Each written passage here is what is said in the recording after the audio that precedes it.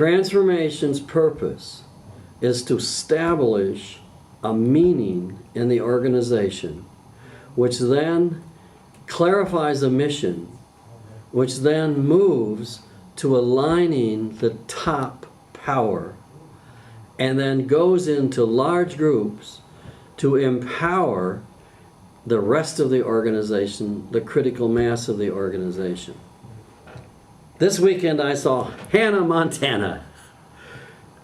What she says in her song is the caterpillar on the tree can only dream. But when the caterpillar becomes a butterfly, it transforms itself into a new identity that's free and it can fly and it can realize the dreams. And it can never go back to the caterpillar. So transformation is a paradigm shift, a dramatic breakthrough that gives an entire new state. Everyone. Cotter from Harvard has always been saying that we are going to be facing rapid change. He just said recently in his famous video on YouTube that because of the dramatic external changing conditions, that change is going to take off like never before in the history of civilization.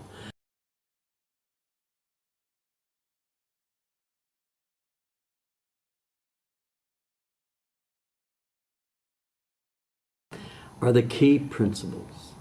Number one is that the whole effort is value-based. And that means that we touch the heart of human beings and we bring in the human dimensions to the process. Number two, it all evolves around authentic leadership. And you've taught me about that. How do you define it? Well, authentic leadership is where everything is based on trust. Wow. It's based on fearless communication. It is based on being accessible to all voices. Yes. And it withholds judgment until all the known facts are in. The next principle is that it utilizes group dynamics. Small group dynamics and large group dynamics. When there are 300 to 1,000 people or 1,500 people having a conversation in a room where there's been 8 or 10 standing ovations over a 3-day period, that is all based on the principles of robust group dynamics. The next principle is simply this, is that there are 5 points to this. It's number one is the top has to be transformed. Number two, the critical mass of the system that top leadership leads must be transformed. And then the transformation must be transferred to an internal change agent or two or a strategic change team. And then those 3 previous steps create authentic outcomes. And we know they're authentic because they're sustainable over time. And that is the excitement about this stuff. The butterfly can't go back to the caterpillar. It sustains itself in the new state.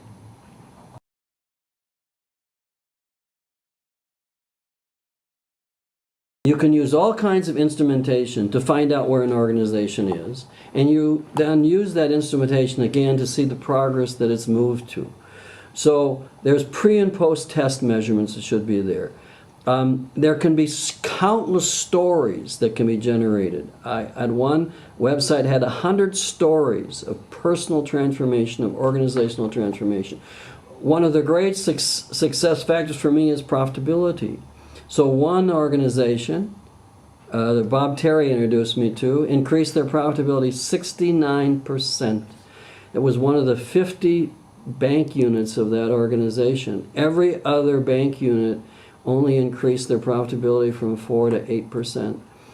How do we know it was succeeded? Another one of the 26th most profitable company in the U.S. right now, just increased their customer satisfaction from 77 to 84%, and they're going to go to 90 on their own.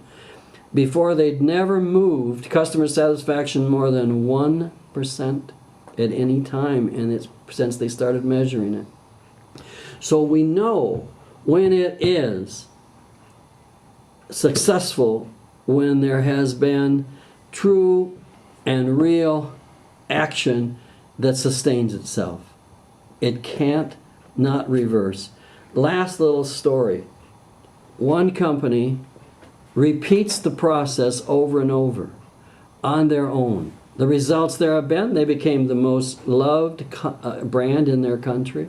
They became the best place to work for 2 out of 3 years.